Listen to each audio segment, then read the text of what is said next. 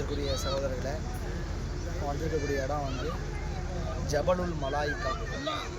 பத்ரு போர்க்களத்தில் வந்து அந்த போர்க்களத்தில் முக்மீன்களுக்கு உதவி செய்கிறதுக்காக மலக்குமார்கள் வந்து இந்த மலையில் இறங்குனாங்கன்னு சொல்கிறாங்க.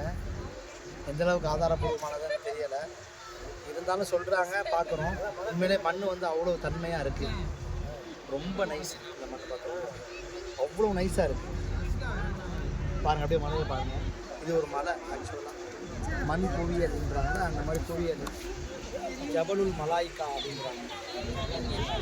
இங்கே தான் வந்து அந்த ஆயிரக்கணக்கான 3000 ஒரு ஹதீஸில் 3000 மலக்குகள் இறங்குனாங்கன்னு வருது. பத்ரு போர்க்களத்தில் உதவி செய்திருக்காங்க. இன்னொரு ஹதீஸில் 5000 மலக்குகள் வந்திருக்கிறாங்க அப்படின்னு சொல்லி வருது. எத்தனை மலக்கு வந்தாலும் இங்கே இறங்குனாங்க அப்படின்னு சொல்லப்படுது. ஹதீஸில் எந்த அளவுக்கு உண்மைங்கிறது தெரியல, இருந்தாலும் நம்பப்படுது.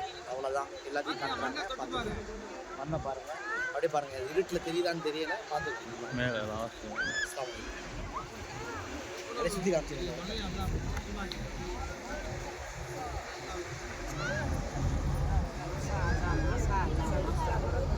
அங்கிட்டு பாருங்கள், அப்படியே பாருங்கள். ஃபுல்லாக சிட்டி தான். பக்கத்தில் ஏதோ ஒரு சிட்டி இருக்குது. மலைகள் தான் சுற்றி, எங்கிட்டு திரும்பினாலும் மலைகள். பத்ருடைய களம், எல்லாமே பத்ருடைய களம். இங்கே தான் பத்ரு போர்க்களத்துக்காக அவ்வளவு கஷ்டப்பட்டு சண்டை போட்டு இருந்திருக்காங்க.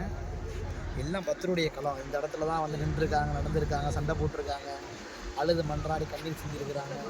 அப்படிப்பட்ட இடங்கள் எல்லோரும் வந்து அவசியம் நம்ம வரணும். ஆழமான நீயத்தை இன்ஷால்லா உங்களுக்காக நானும் துவா பண்ணியிருக்கேன். இன்ஷால்லா எனக்காக நீங்கள் துவா பண்ணுங்கள்.